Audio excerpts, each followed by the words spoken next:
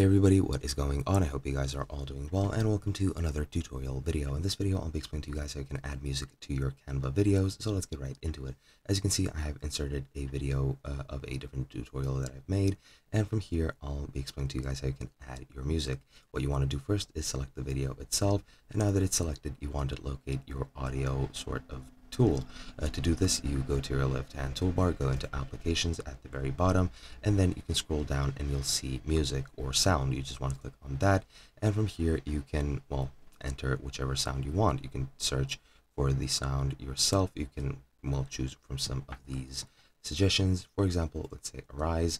Once I click, as you can see, the audio has been added, and even if I play it, you guys won't be able to hear it since I have disabled desktop sound recording, but you will need to trust me that this does produce sound, and as you can see, the sound waves at the bottom don't lie themselves. So yeah, as you can see, it is exactly as long as the video it is covering. So yeah, that's pretty much it.